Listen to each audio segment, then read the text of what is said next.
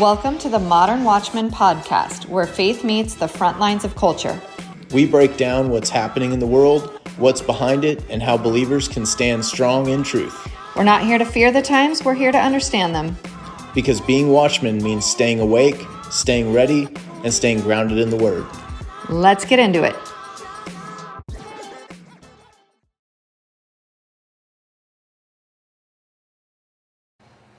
Welcome to the Modern Watchman podcast with Tom and Wendy. Hello, how are you? Are you asking me? I am. You're the only one here. I am good. Again, I always wonder if you're doing the fourth wall thing. Nope, you do it very much. I do the fourth wall. You never hardly look at me. You just talk away. That's true. Well, we keep talking about how we might redo this setup, which I will say, I did clean up the office You did. few You episodes have said in. that. I did say that, and then I did that. Now we need, kind of a next level or next. But it's the threshold of like to add another camera angle, which complicates. I was going to say It complexicates the editing. my life. It complexicates my life. And so I've just been kind of thinking about, well, what can we do that doesn't do that? Or maybe I don't understand. Maybe there's like a way to just funnel two feeds in really easily. I wonder I if bet there you, is. like whoever talks, I don't know, it's probably hard. No, not whoever talks. Because I'm thinking more of like a wide shot where we could have chairs that more kind of face each other. A wide shot and then a closer shot. That's it. That's what I got for you. Wow. That's the extent of. Riveting. I didn't go to film school. Who Okay. has thought of that? No one's thought of that. Let's try this. Revolutionary Let's pull back podcasting. and then zoom in a And little then bit. go in. Too far. Yeah. What are we talking about?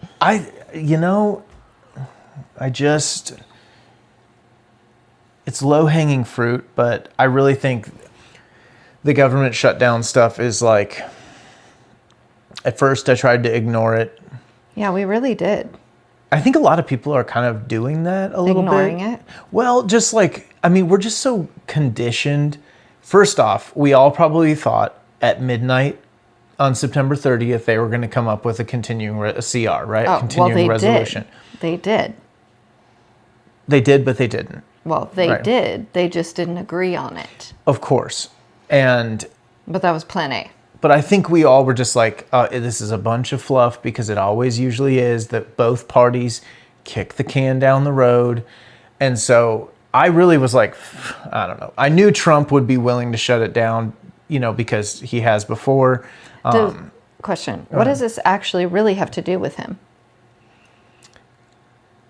Like he would just encourage his people to like go for it, or what? Well, it's the degree to which Mike Johnson, the Speaker of the House, is to the degree that the administration Is pressuring. and the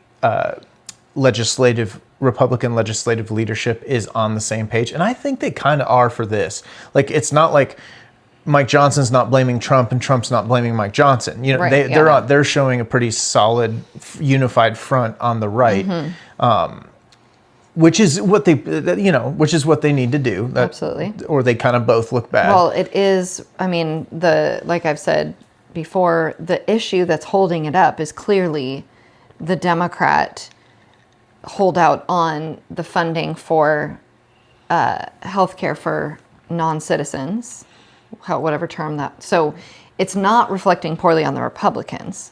Like the Republicans are probably not getting a whole bunch of calls from their constituents, right? Right. And then furthermore, if we do see it go into start to hurt some of the, welfare benefits, then probably the first people that are going to start to really have a problem calling their congressman would be the left. Is that? Well, also, there's people who have already. Yeah. The United States government is a huge employer in the United States. And I think it's like 1.2, 1.4 million federal employees have either been like furloughed, sent home, not getting paid, or are required to work still, but not getting paid. Has anybody been laid off? I believe there's some of that too, but I think that honestly, I think that's a bigger story on the right, like the pro-Trump administration media. I want to say it might be in the tens of thousands, which sure, I mean, for those of us who are looking to shrink the government. Gone. Or are they just laid off for this? I honestly don't know. It's so hard to say what, will eventually happen, but I think that's like a drop in the bucket. I want to say I heard a number that was in the tens of thousands, low tens of thousands. But we're talking about like 1.4 million employees that are currently either sent home without pay or required to work without pay. And we're talking about, as far as like people that are required to work without pay, we're talking about air traffic controllers. This is not, we're talking about like, it could be federal law enforcement folks who have to, guard installations in buildings, etc. We're talking about, we brought up the other day, federal fire department guys that, again, keep federal installations safe, that are still have to be at work, but are not getting paid. Not going to get paid until this gets wrapped up, worked out. And now the mainstream headlines, as I'm sure y'all have heard, are more in line with now the looming deadline in relation to funding for welfare benefits, SNAP, EBT, that kind of thing, which we did a podcast yesterday about sort of just some of the spiritual elements of that. But tonight, I just wanted to kind of, I guess, discuss more just the direct issues that are going on. And we talked about the spiritual elements. We talked about the sociological elements. And we talked about the historical elements. We covered a lot last time. But that was just on the like SNAP, welfare EBT. benefits, kind of generally broad. And I thought it was a fun discussion. Yeah. And really, like, part of me, this is where I'm coming. This is just my like light theory. I would not call it a conspiracy. I would just say the way that I don't see a lot of motivation from either side right now to get things done. It appears to me that both sides are playing their cards, playing their hand as like a game of chicken, like who's gonna blink first. And you're speaking of congressional yes. representatives, not like regular people, the layman's. The leaders that the we're elected. all waiting, the leaders that we all elected to keep this from happening in the first place, that are so pitifully inept. Keep this, meaning a government shutdown? Yeah, and again, there's a part of me that loves the shutdown of this behemoth of a government. But levers of I also this is like the function of a government that we can all kind of like agree upon is like, at least in our society, I understand those of you who are like anarcho-capitalists, etc., could make an argument for why the government doesn't need to be the employer of air traffic controllers. And I'm like with you. But in our society, air traffic controllers are employed by the Federal Aviation Administration. And so barring any crazy anarcho-capitalist changes, which aren't, on the horizon, this is the world we live in. So the role of government is like, at a bare minimum, we can all agree that like facilitating the infrastructure so that private enterprise and private citizens can function and have conduct commerce and live our lives. So if you're not paying the air traffic controllers, you are in breach of your duties. You're in breach of your contract with the citizenry. You have failed. And I'm not calling the administration a failure. I'm not calling the Republicans or the Democrats a failure. I'm calling government. All of them have utterly failed the people that you are supposed to serve if we cannot have air traffic controllers getting their paychecks, And the same would apply to a number of other people. I know there are many other people who are very important that am not even aware of. But the most basic functions of a government are failing. So while I'm for shutting down the functions of the government I don't believe in, I'm also pretty ticked off that you're endangering everyone who's flying right now by irritating creating an environment where these poor FAA air traffic controllers have to go to work without pay and become stressed about more things. It's one of the most stressful, overworked jobs there are out there. We were already short thousands, I believe. If I'm not, maybe it's hundreds. I don't know. We're severely short air traffic controllers. Wow. Last I heard. And they make good money. They do, but not everyone qualifies. You have to be on the smarter end of things, aptitude wise. And it's a very stressful job, and it pays well for a reason. But either way, I'm not only upset about air traffic controllers, but yeah, it's just so pitiful that we're in this situation. And the attitude that I'm getting from both sides is that they're waiting each other out. And well, there's no agreement to be made. What do you mean waiting? Yeah, well, they're waiting for someone to blink, for someone to bend. Right. And so basically what they're saying, what I get from that is it's going to get worse and worse. You know what I mean? Like now we're up against 40 million people losing their welfare benefits. And so should we be, as far as a call to action, calling our representatives? I mean, obviously we're in Tennessee. Should we be calling other states representatives that are on the left and telling them we do not want that? Oh gosh.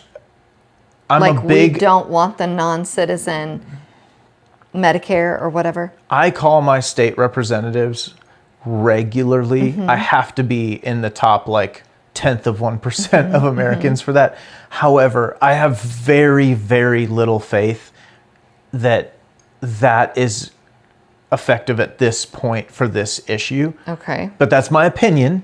Just I one feel like guy's it's opinion. certainly worked in the past to blow up I say blow up meaning phone calls, geez. everybody settle down, a state rep or a congressman or whatever. I think we actually worked. saw Congressman Massey speak at Rogue Food Conference in December of 2022, maybe 2023, 2023. Whatever. Yeah. But he actually talked about how even in the United States Congress, if you get 40 plus calls on an issue in a short amount of time, that takes Unusual. notice. Yeah, if you that's get a unusual. few hundred, it really does make a difference. Okay, well, there you go. But yes, so I don't want to dissuade anyone from calling their What congressman. action can we take otherwise? What are the actions to be taken to participate in our elective government, our representative government? Well, you know what? You want to know my real answer? I mean, is you have to vote for people. This might be a good subject to discuss. go. We are so ingrained in our party lines, and you have guys like Thomas Massey, who is almost inarguably the greatest conservative, right up there with Marjorie Taylor Greene, which is wild because I wanted to not like her for a while, but she has just been kind of batting 1,000 for a while now. And Thomas Massey and Marjorie Taylor Greene are basically, they were already hated by the other side for their conservatism. And now they're both pretty well disliked by their own party because they're willing to speak the truth even when it's not popular or when it doesn't go along with the party. They're willing to be principled also, which is really frowned upon. And I guess what I'm getting at is, there's a guy in Tennessee that's running for governor. His name's Monty Fritz. He's the third There's Marsha Blackburn, who's a United States Senator. Not a fan. A Republican. And on all the like paper, she'd be like, oh man, she got Trump's endorsement, or she's this or that, or blah, blah, blah. She's like the big heavy hitter, right, from Washington. And then you got this guy, John Rose. He was a United States congressman, and he got the Farm Bureau and all the farmers because he, blah, blah, blah. And then you got Monty Fritz, who's just a state representative. Now, Marsha Blackburn is a sellout to the establishment. There's no doubt about it. She already has the track record. John Rose. She talks and then she votes. Yeah, and we don't need to get into the details. I'm just summarizing right now.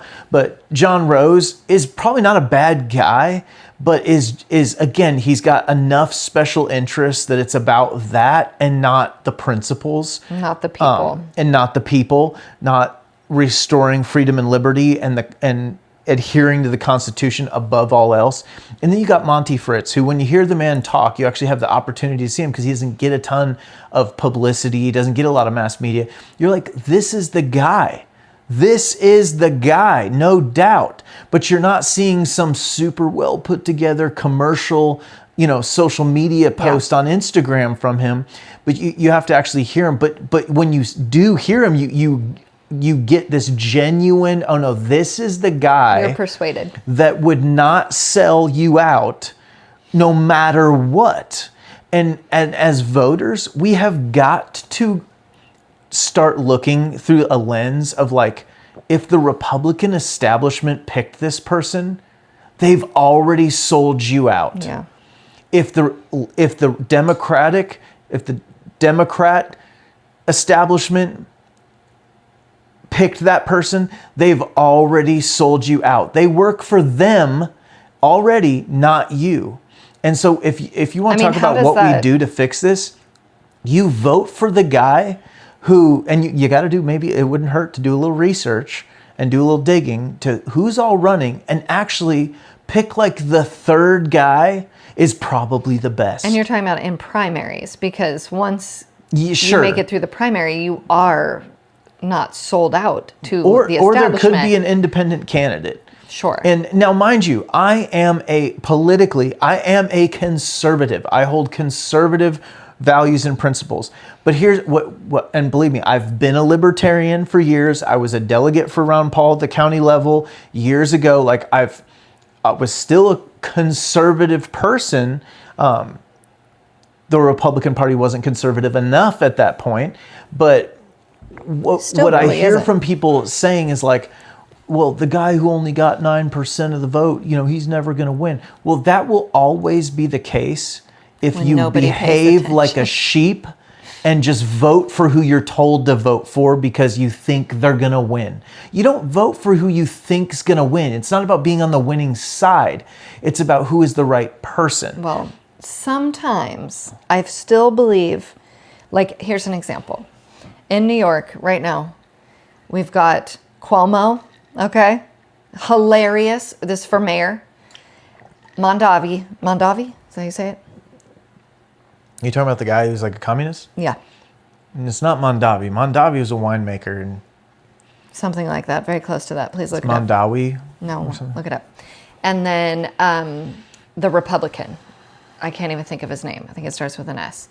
And it is, in that case, ironically, you are voting for the less worst one. Mamdani? Zohran Mamdani. Andrew Cuomo. And who's the next one? Go down. Curtis Sliwa. Sliwa. Sorry, the Illinois. He's got a beret on. Yeah. So he's the Republican. Lord Almighty. He's the Republican. He's third, obviously, in popularity. He needs to give up the goat and throw his weight behind Cuomo, and we just got to hope for the less worse guy to win in that case. So agree to disagree. What do you think needs to happen? Honestly, I think New Yorkers, if this is the majority, they need this Mamdani guy to just absolutely torpedo the city further. I'm sorry. That's not an unpopular opinion. That's actually probably the majority opinion. However, I would argue that we cannot just concede our greatest, largest, most influential city in our country. Were you ready for this? Socialism, communism. You ready for this? What? Maybe God is doing something. Yeah. Honestly, I also have a You have to. I have a chip on my shoulder about Cuomo.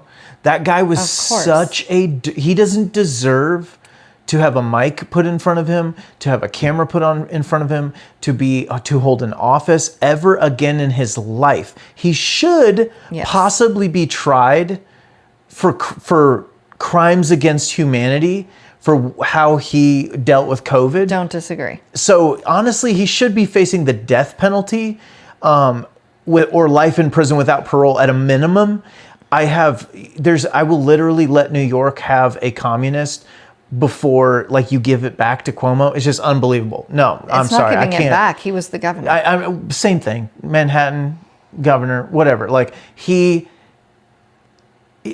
You know what? They're both New Yorkers deserve both, I guess. If they're willing to bring him back, that's almost as bad as this Mamdani guy or whatever. I think Let's give it a shot. Mamdani is pretty dang bad. And it's just, I just don't think we can give up that ground without a fight to the very clear and present enemy of capitalism and of the values of our country. How is that moving forward? We know what we're going to get with Cuomo, and frankly, he is. I don't like lukewarm. I like the extremes that tell the truth. Cuomo is more neutral. He would actually probably be considered a conservative in a lot of regards because he's such an old school Democrat and the left has moved so far to the left that he's actually more centrist, wouldn't you say? Well, when you're comparing him to that person, yes, but that's where grading on the curve is not the appropriate application. He's a dirtbag, but no argument. Either way, I would say there's no good options in this race. I really think this is you go out and vote for that guy. If you're a New Yorker, if you go out and vote for Mamdani, that's what you do. What are you talking about? I'm asking you. That's what you do. No, I'm not telling people to vote for him. No. Then what do you, Tom, do if you live in New York and you know you're not getting the Republican leadership? What do you do? I would probably do what a lot of people are doing and move to Florida, which is actually occurring right now. There's a whole bunch of people that are going, there are no good options. There's going to be a dark period over Gotham for the next 4 years, however long. Yeah, of course it's very likely that he's definitely the favorite. Mamdani is going to win. But you can't just give up. That's not giving up. Sometimes that's a strategic loss. It's that I can't think of anything better for somewhere. Here's the thing with socialism, a little sip of socialism won't kill you. You know what I mean? Oh, you know what? A glass of socialism won't kill you. You know what I mean? 3 or 4 glasses, you're starting to feel it. There's probably nothing better than the stale argument. You know what? But stale or just classic, real truth argument. It's just the truth. No, Period. The dose of Narcan that will be needed to bring New York City back to life after this gulp of communism might be exactly what it needs. I think that, and this isn't a vengeance or a revenge or it's not they're going to get what's coming to them. But sometimes the best thing for people to see the truth is to get what they're asking for so that they know they never want it again. We've all 4 years of Joe Biden, as an example. Ironically, I don't think those people look at it that way, but that didn't even come close. You're I think absolutely Kamala right. would have been more like the Mamdani. Oh gosh. And I'll tell you what, I'm frustrated with Trump, and I'm still there is no way that I could have voted for Kamala Harris. What are you? And it Well, would've- first of all, yeah, obviously. Yeah. And you weren't frustrated with Trump then, were you? No, I'm frustrated with how it's gone now. And tell me more about that. I just feel like we're not getting what we were sold. What were we sold? I mean, I think what were there's a his lot top of like campaign promises? it's not about top campaign Absolutely promises. it is. Absolutely Well, it is. It What do you wasn't mean? for me. If you're asking me, Well, then, so what did he? what were my top campaign things that I heard him say? Because that's the thing. People don't all vote for the top thing he said. No. They typically, I would say 90-something% of people vote for the top 3 campaign promises. Okay, what were they? I said, look them up. I know immigration I was see. one of them. Closing the Agreed. border down. That was absolutely one of them. The men and women's sports was probably up there. I don't know, in top 3. I mean, that might have been. Like just the general trans issue I as far as definitely agree with the immigration thing. immigration, the economy, Economy, taxes, and jobs. and energy and environment. Drill, baby, drill. Those were very much. And then Okay. what does it go on from there? Education, defund schools that. Yep. Which I feel like I think we dealt with critical race theory pretty well. Well, and Generally, like it was pretty he has hardcore. essentially defunded the Department of Education. Well, at and this he point. rooted it out of all of the colleges. And, well, no, the federal agencies Yeah, and stuff like that, which I think are a part of that because so much of that applies. and the colleges. He's withholding funding from colleges. So go back at the top 5. We're looking at the So top 5. top- The first, immigration and border security. How has he? I think what's he's his done grade? well on that, Okay. no doubt. That was by far his front issue. Agreed to that. And Number 2, economy, taxes, and jobs. I think Tariffs being a big part of I think what we're he, struggling with that, but I also don't think it's not like Trump. I don't put it all on his shoulders. Like, a hard ship to write. yes, it takes time and it's not all on him. Now, What do you think about tariffs? I'll say this. I don't think they're working as well as he thought they would. On what measuring stick? That's just my feeling. Oh, just your feeling. No, I am being honest. I'm telling you that's. Do you feel that you're a girl? Because feelings. I don't feel like I'm a girl. always tell Actually, the I feel truth. like a man, which is true. Feelings So don't always tell the truth. yeah, but You might my be a man, feelings aren't lying to me about that. but are they lying to you about other things? Ew, it's gonna. I'm gonna flick it away from you. It's chivalry. Whoa. It's a stink bug. This is Tennessee. Tariffs have brought in a tremendous amount of funding. It's not as much as they make it sound like. How much is it? Look it up. Also, he's secured a huge amount, bigly amount, in investment from other countries. Also, one thing I don't hear a lot, and I don't know the answer to this, but is what we've collected in tariffs versus the cost to the economy of tariffs. Because we've even seen in our own businesses where there's been product lines that have been affected due to them, to where I think it shrinks the economy in some areas where I can't import this product anymore. The market won't sustain a price with that tariff. Can you point to something? Well, I mean, literally, your company has discussed some of the challenges with that. Nothing hasn't been available. Nothing has gone up in price. That's not true. Since we'll the get to tariffs that. launched? We'll get to that. We're going to come back to that. I'm not Well, deflecting. look at what is it? 77 billion. For the full fiscal year of 2024, well, that's prior. So that was prior to him being, that was last year. Yep. Because we have had tariffs before this. 77 billion. As of August of 2025, we've brought in 162 billion with 65.2. or 65.2, with the estimate for the total year being at 195 billion. So That's 150%. 100 higher than 2024. than Biden administration's last year. Okay. So we'll just round up and call it 200 billion. 200 billion. And unfortunately, that is an irrelevant number in American budget, in the United States government's budget. It is an irrelevant number. We pay $900 billion in interest.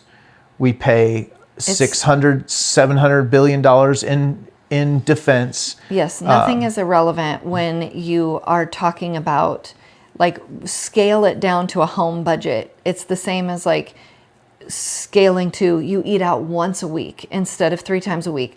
Overall, the money is insignificant truly in the larger picture, but it makes a difference. Well, let me back up and take your side on something, because on this is that, first off, we're getting the angle a little bit wrong, because it isn't about how much money the tariffs bring in.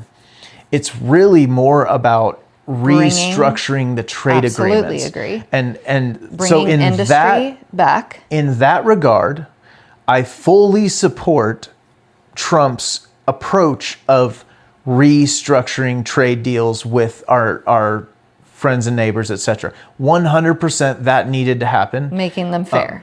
Yes, without a doubt. And that also takes time, because, as you know, we're a lot of companies are repatriating factories, etc. And now, assuming that, because Trump's already on his second term, I mean, some of these factories take a long time. Some companies, I'm afraid, may just wait them out, deal with the tariffs, and then support a candidate in the 2028 election that promises to not continue them and go back to the way it was. Sure. Or it could take a couple years and they do in fact come back. It's too soon to say. But as far as I think the nature of the restructuring of not only trade but industry back into America is invaluable. And in the meantime, there's also an improvement in money coming into the country. I think both of those things are positive. It's a strain on the private enterprise, and it might be a little bit of a boon to the government's budget, but I think there's some pain in the short term, and we're all betting or hoping that it pays out in the long run. But currently, as of right now, 10 months in, I would say we're still in the pain of the trade deals. Yeah. We have not gained anything tangible on Main Street yet. I wouldn't call it a bad thing. That's fair. Okay, move back up to the rest of the economy. Inflation. He has delivered on the tax promises he made. No tax on tips, no tax on overtime. All of that has been delivered. Yes, fair enough. Okay. I will say, like, that doesn't affect. Inflation. And I'm just saying that doesn't affect me, but I am for that stuff. Absolutely. 100%. Sure. Not today. It doesn't. It would have. Well, again, I'm for it. I'm for it 100%. I would have liked to see middle class relief a little bit more too, but whatever. That it is what it is. Middle class would be overtime workers. I'm not going to split hairs here, but we would have a whole discussion on just what is middle class anymore. What is because honestly, and I'm not picking on people, like, it's almost to a point in America, our dollar has been so debased. Now, we haven't caught up with it in our minds and fully grasped it, but it's really, we're getting to an America where less than $100,000 a year combined household income is lower class. Now, that used to be middle class, the threshold for upper class. Sure. But like when we were kids, if you made $100,000 a year, you were doing good. Yeah. And now it's like getting by. So that's where I would say, like, no, I'm so glad that tips are not taxed. Like, all that is great, overtime, etc. I'm for it. But the middle class, that would be lower middle class. And at this point, it is. Well, sure. Okay. Sure. It could always be better, but I'm just arguing he has delivered on the things he has promised. He definitely delivered on that. Energy and environment. We're eliminating the climate hoaxing nonsense. Yes, that's being good. Removed. I would drill, say, baby, drill. I feel like we've seen gas come down. Measurably, gosh. no by doubt. By half, are you kidding? No, not by half. Oh my goodness. That would mean gas in Tennessee. That would mean gas in Tennessee was like $5.50. It was not. Okay, but in California, well, what do you think it is now? What is it? Well, let's just talk about what we know. It was like $3.30, $3.40, maybe at its peak for us, and it's at like $2.80 now. That's great. 60 cents a gallon. I'll take it. If we're arguing over whether or not gas came down, there's no doubt gas has come down measurably. Is that enough of the environmental energy stuff? Well, I don't think there's any complaints in that department. I would say that's fair. Education, social, cultural policy, we talked about that. The DEI stuff, the DOJ is being eliminated. Even the USAID, I would say, falls under that, just with like the cultural policy. That was all kinds of nonsense embedded into that. That was one of the first things taken off. What does it say? Ban transgender women from women's sports. We're moving that. We're moving critical race theory. Check, check, check, check, check. And then fifth, judiciary, government, and what? Staffing. Just overhaul the federal workforce. Kind of brings us back to where we're at as far as, it says protect Social Security and Medicare. He Appoint more conservative judges, overhaul the federal workforce. Yeah. So as far as his top 5 campaign promises, where is he falling short? I would say the economy would be the biggest one, and maybe that's just a part of his plan still, and which is can't also bear out yet. Not entirely in his power to fix. Sure. Yeah, that's fair. Okay. So now what campaign promises, in air quotes, did Tom elect him on? Because not the top 5, but he's failing at them. I know that much. You hear that? My number 1 would be the dismantling of the deep state, which I will give him some credit on. I'd say some good credit. We've got some indictments and we've got some... Well, the USAID, a lot of that is a part of it. Underway. And the thinning of the federal workforce, even the DEI stuff, believe it or not, that stuff is absolutely the parts of the mechanism of the deep state. But definitely the Epstein files and the relationship with Israel, AIPAC, I question, like so many other people, what the status of our sovereignty as a nation is. Sure.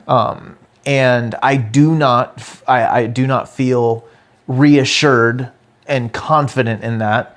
I'm actually very concerned, and I'm not the only one, too. I mean, I think this is like a common thing. It's not my bright idea. Put forth that nowhere out of Trump's mouth in any campaign was he like, I'm going to turn my back on Israel. That was never a part of his platform. Then, now, anytime. Well, the interesting thing is so much of this has been revealed to us in this year. Exactly. Sure. Perhaps him as well. No? Perhaps. Be careful. Be careful. Yeah. And remember, we're not even 1 year into the administration. And look at what we just talked about, his top 5 campaign promises. I'm just giving you perspective because you are wildly critical of someone who's done a tremendous amount of things and in alignment with what he was elected by the great majority of people to do, and done most of what is within his power to do. Another big thing he did was release all the J6 prisoners day one, right out of the gate. That was a huge delivery on a promise. That was awesome. Significant. You've already forgotten it. Thank you, President Trump. Already forgotten it. I'm not forget it. Okay. You did. You just had a surprise So we're not face. done with my list. Okay, Epstein hasn't come out yet. Yep. And then the isolationist We argue about that element. all the time. It must be said. The Epstein list, Tom and I. Wendy's a big fan of Epstein. I am obviously love Epstein. Loves Epstein. Love to. Huge human trafficker. Huge. Has all the baseball cards for all the big human traffickers. Yeah, collect them all. The isolationist. Yeah, I what I liked the most, and this is actually what convinced me the most about Trump, because in the 2016 I was so skeptical that he was like a wolf in sheep's clothing. But when he was an isolationist on the foreign wars element, where he just did refuse to get suckered into further conflict that the deep state is always trying to keep us involved, spending money, lining the pockets of the military industrial complex, getting mired in the next one as soon as we're out of the last one, you know. So I was incredibly impressed by that. And I have not, he definitely does not have that same amount of restraint this time, I would say. Tell me more. It's been 10 months. Well, I mean, what did he, we've already bombed Iran, which is a big deal. Again, it's a huge deal. And we've kind of talked about this before, but the Venezuela issue, and I was doing some research today on it, and I hope it is all a show of force. Well, it always has been in the Middle East.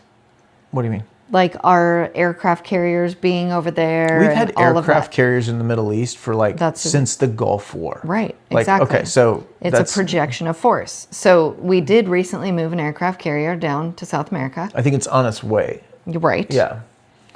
That doesn't mean that we're staging war necessarily. I acknowledge that. Okay. But I am not so sure that we aren't.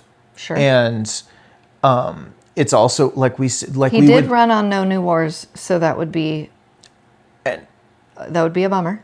That would be a bummer. It would be a bummer.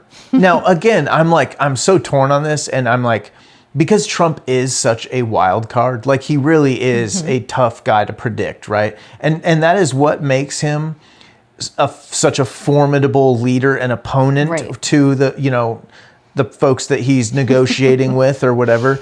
And I respect that element about him. So I'm not like I'm when not he gets picking off that the as plane and dances at the Malaysians, like only Trump he could dance at the Malaysians. Well, they were dancing at him in a choreograph. Did you see the video? Do you dance at people? I don't know if you can do that. Okay, they were it's dancing. It's like a Chuck Norris thing, like a Chuck Norris joke. Like, for him, and he danced for them back. They were dancing for him, and he danced at them. Is what I think he would say. And it was freaking rad. Every time he does his dance, it's the best. It really is. It is. So, I don't know, but, we've talked about this before, but I fully support the stopping of drugs entering into the country, stopping of the manufacture of drugs just outside of our country that are 100% only meant for our coming through our border. Yep. And destabilizing our country. And that China and Iran are very, very likely behind those things. So, and I agree. I'm just kind of laying out what I totally do acknowledge and agree with. And it sounds to me that Venezuela, specifically Maduro, has formed relationships very willingly with a combination of the cartels, the Chinese, the Iranians, to be like funnel everything through me, I skim it off the top or whatever. And so there's no doubt that he's guilty of that. And it's just one of those things where Venezuela is not, for those of you who are familiar with American military engagements in the Caribbean. For those of you, say that again. American military engagements in the Caribbean. For those of you who are well versed on that subject, this is the next part for you. Well, we invaded Grenada, and we kind of invaded Panama. We took out Manuel Noriega. Panama. This was like 80s, 90s, early 90s. Well, the people 80s. you're talking to would know that, obviously. Well, whatever, they would. But those two places are very small. Mm-hmm. And they were like, it was almost a joke. You know what I mean? Like how we came in with thousands of people, air superiority, naval fire support, air support, and, just basically like outgunned them 1,000 to 1, and this is not the same. It would be opening a bigger can. This would be much more like a Vietnam potential. Sure. And I'm not being hyperbolic. Like it's a vastly larger country with a different terrain, and... Let's not get out over our skis here. Can I ask a question? Yeah. Where is the line between defensive and offensive? Is it strictly like what you would think, where I only fire upon you if you fire upon me? Or is there an element of defense that feels offensive?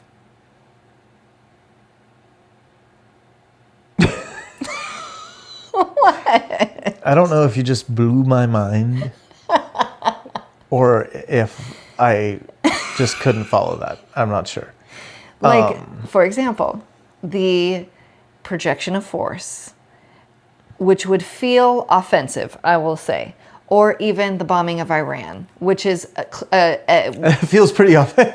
It does. However, it didn't move us further into a conflict. So it wasn't like the first shot of a larger conflict. And also it was defensive. You could also argue it was defensive in nature. I have the answer to your question. I'm ready. You sound like a neocon. Whoa.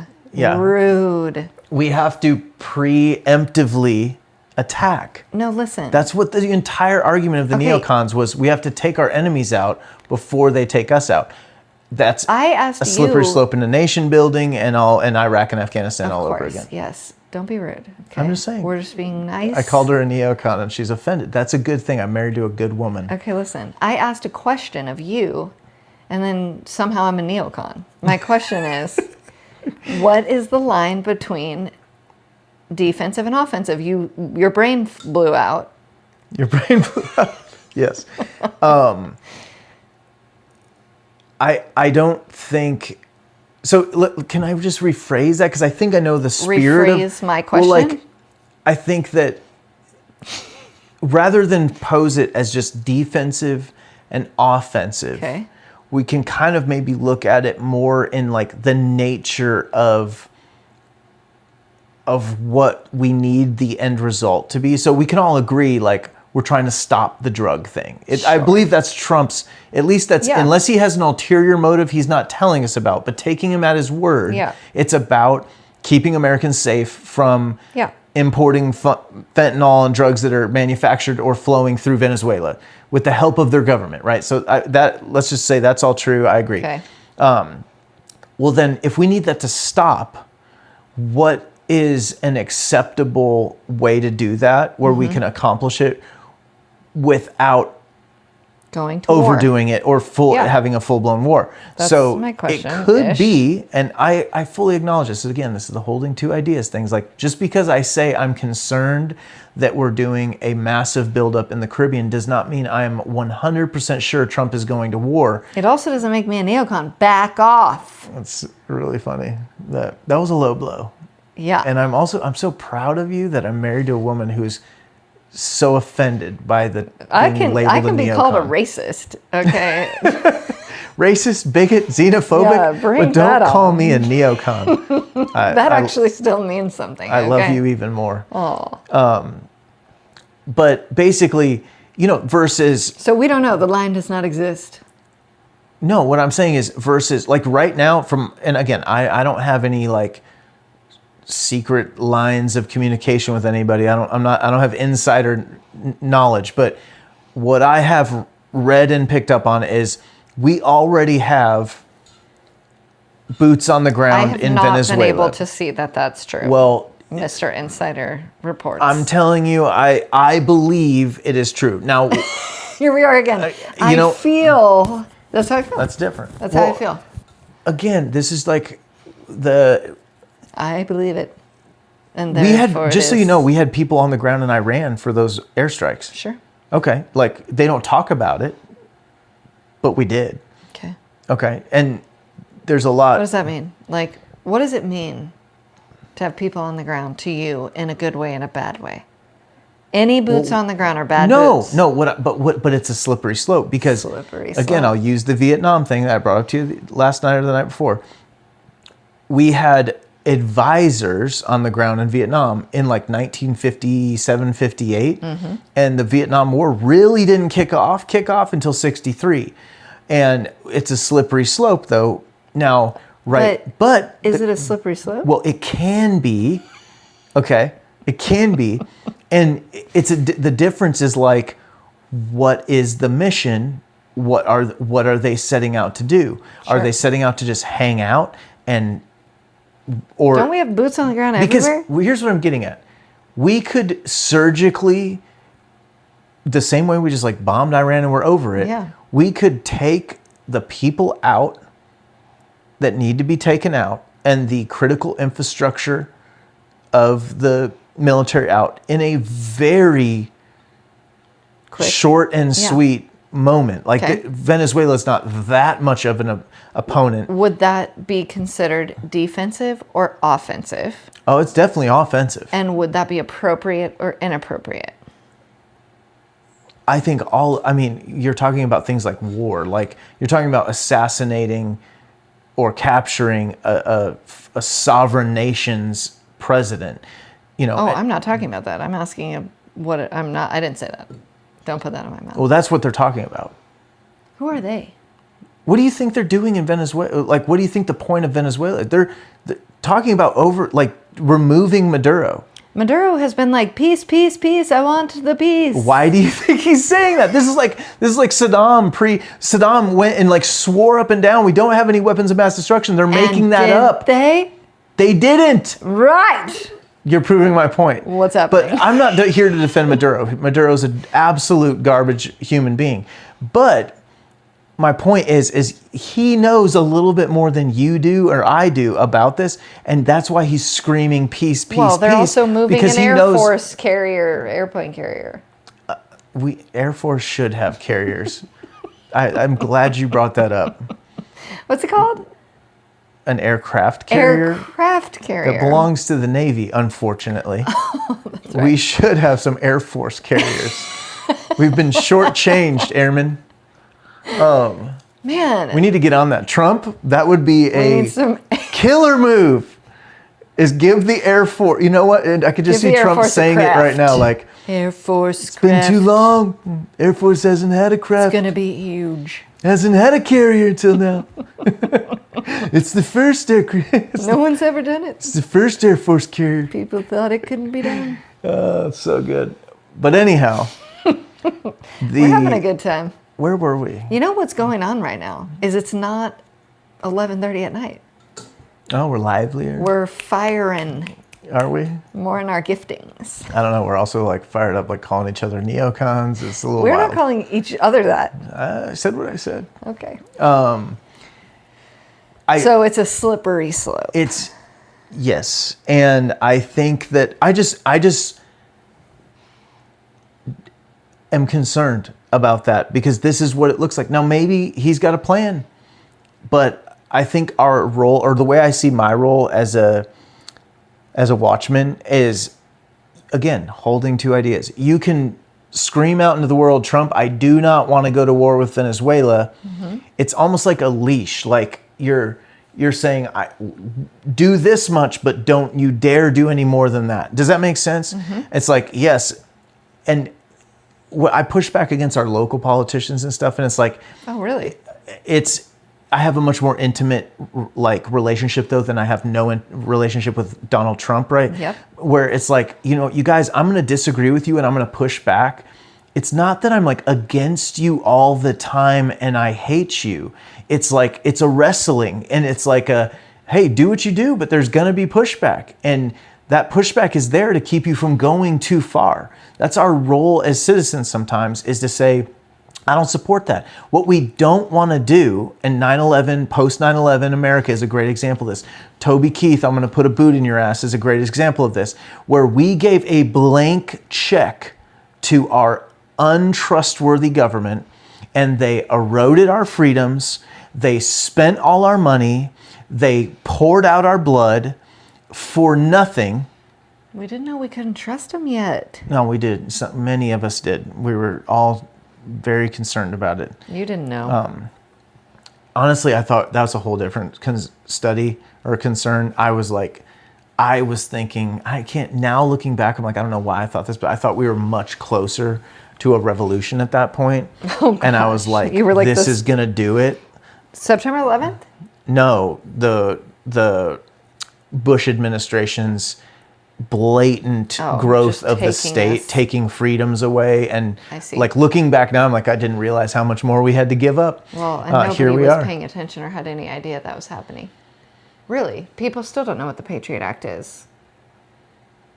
No, but my goodness, COVID woke so many people up. Yeah, like I have so much more faith in my fellow countrymen today than I did. I spent a decade just like, I mean, I was still a happy person, but in the despair of just like, nobody knows, nobody cares. It's very frustrating, but I don't feel that way anymore. I feel like we are actively taking ground. And when I say taking ground, more and more people are coming to see the world for what it actually is. And it might not all show up at once, but as we gain numbers and momentum there, we will have, we will start to see the effects. I already see a lot of great things. The MAGA movement is a part of that. The fact that people won't let Epstein go is a part of that. There's a lot of great things I could say, but I actually think, and this is another episode we could talk about, but like, I actually think we're going to start to see, as our numbers really grow, it's really going to threaten the establishment two-party system. And either we're going to take over some parties, or you're just going to see third parties get. What does that mean? Like, haven't we taken over, like, primarily the Republican Party? Or no, we're still in the process. This is the problem with Americans still, in my opinion, is that we think we got Trump in there and so it's all good.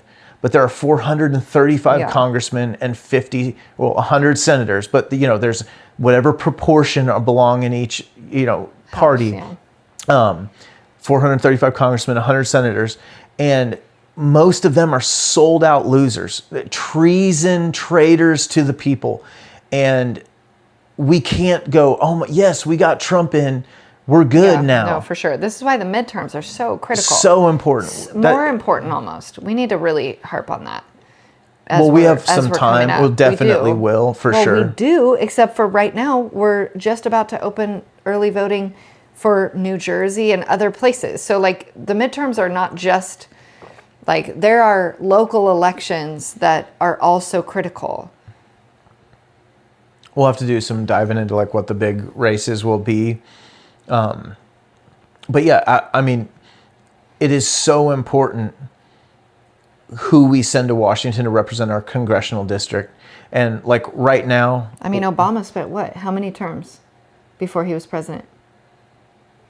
He was a state senator, a U.S. senator, and straight to so maybe one term as a U.S. senator.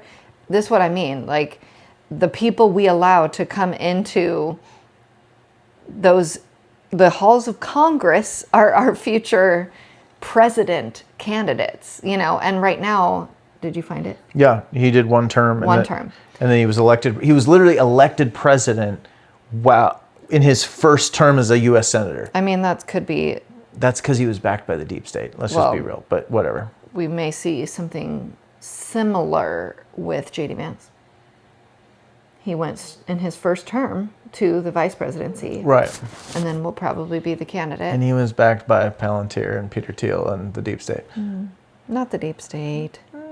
The transhumanists, worse. I'm being facetious. Hey, prove me wrong, JD. He is. He's great. We love him. No, he hasn't had a chance to yet. He's been hanging out. Well, I will we're going to say, go see him on Wednesday. And I'll ask him. You can ask him. I dare your bottom to ask him a question. It'll go so viral, at least in our circle. To ask him a question? Yeah, any question. Get one of your little Tom Cunningham Oh, like I get questions. to stand up and ask a Yes, question? he's doing Q&A, oh dude. my gosh, JD. Yes. What are you going to ask him? J Dizzle. So first I'm going to give him a nickname. Don't do it. Like, Be presidential. be presidential. I think he appreciates it. The guy has interviewed with Theo Von like multiple times. He actually, I will give JD Vance this. The man has a sense of humor. Absolutely. Which is a huge thing for me. I absolutely loathed people who don't have a sense of humor in the fire service. And generally kind of in life too, it's hard for me to jive. JD does laugh at himself. Yeah. He is self-deprecating. And he gets the joke. You know, I appreciate that about him. So you're going to call him J Dizzle, and then you're going to ask him a question. What is, if you could ask JD one question, what would it be? How would you? I'm going to have to think about that. How would you expose him to first yourself? of all, I don't know if that's possible with one question, in fairness. Well, one question. other people will probably ask questions too, so we'll have other. I will think about that, though. I will have a question prepared send my for kid J up. Dizzle. To ask, because they'll probably pick a kid. For JDV. I don't know if they're going to pick just like a you kind of guy, but they'll probably pick a kid. They would probably pick someone much younger. And Like if my batch of kids goes up to ask the vice president a question. Oh, and then I and then feed it's like them, a dad question. I feed them just an absolute barn Zinger. burner of just like, So, yeah. why is your buddy Peter Thiel obsessed with being the Antichrist? Boom! Just like lay it on him. Gage could deliver that. Yeah, he could. Yeah. That'd be cute with his mullet. See what he says. Okay, stand by on that. We'll see if we can do that. We'll let you know. Upcoming, we have some interviews coming up with some awesome folks, as well as we are going to be attending, hopefully it all works out, but the last two Turning Point events. I don't know that they're the last two, but they're the next two. On the next two. On this tour, wasn't it? On this tour, aren't they? I don't know that they're the last two. Oh, I thought you said the Auburn one was the last one on the tour. I don't think I said that. I feel lied to. Here we go. I But- feel like that's true. So Okay, they're not the last two. Could be. We're going to Ole Miss in Oxford, Mississippi. not Ole Miss. Don't be doing that. And Auburn University in Auburn, Alabama, Aptly named. for the next two Turning Point events. So we're going to bring you kind of what comes out of that as well. And we're excited to kind of go on the road with the podcast for the first time. We'll see we don't exactly know what that looks like, but it's going to be exciting. It's going to be exciting. There's a spider somewhere, and I've lost track of him. I don't like that. Well, we didn't really talk about the shutdown too much, but I think we gave Trump a little report card. I thought that was like a good, fair, and balanced, to borrow from Fox News, back and forth there. Once I brought you back to reality, we got into fair This is and good, though. This is balanced what land. I do. Sometimes it's good. Like, This is what you you do. can prove something by critiquing it. You're like, nothing Trump has said he's done. Nothing. Well, we didn't get to talk about the other things that we didn't dive as deep into why he hasn't released the Epstein, what's going on with. Well, we don't know. We don't know whether he's going to start a new war or not. He's just building up the troops You're right. at the moment. We can he might talk not be. and speculate about things we don't know about. We can. We do can that. definitely say this is happening, and I sure hope he's not going to break his promise. Absolutely. Nothing wrong with that. We can. We said it. All right. Well, tune in next time and subscribe. Bye. Bye.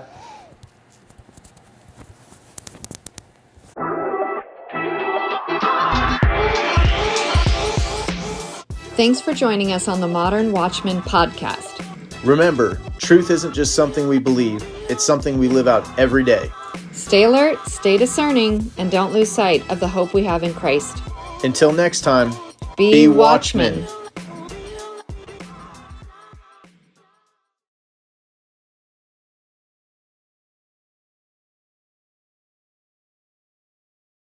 Oh, man.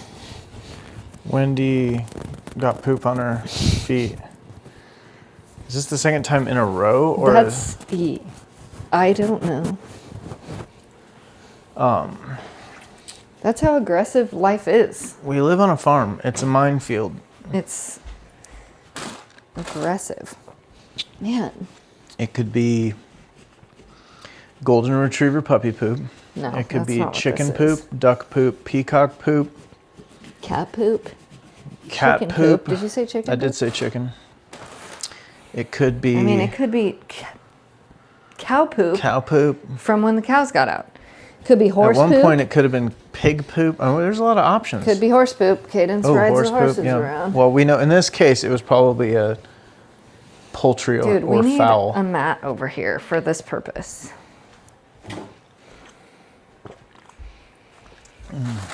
It's not the appropriate place to throw a poopy Let's thing not away. do what? It's not the appropriate place to throw a poopy thing. We need to just chuck it out the door and we'll take it in with Wait, us. what? In here? Well, yeah, it's gonna smell. And It's not that. It's like a wiped poop. It's not real poop. All right, I think this needs to be more central. All right, you're gonna have to lead. Can I have my tea? Thank you. I want to talk about sketchy subjects. Sketchy subjects. Right here. We don't want The Harry Potter. So shady. to, you know, Is that how you're gonna sit? do you want me to change how I'm sitting? I feel like you're. What's happening? Okay, I guess that's good. It's a little frustrating. What's frustrating?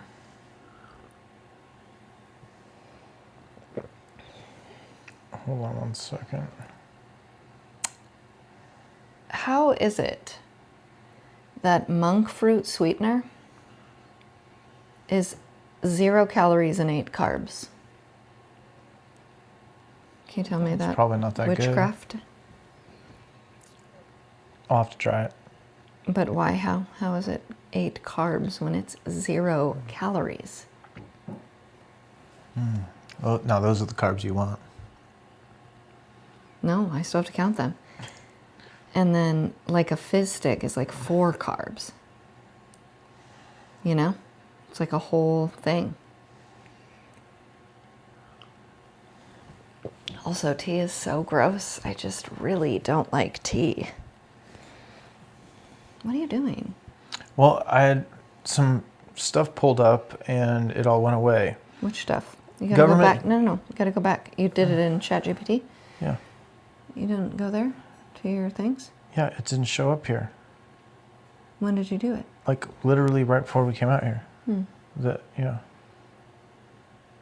And it won't let you go up higher than that? No. Doesn't want us to talk about it. I'll tell you what what swallowed it up. It's when I started asking questions about a book the Mossad didn't like.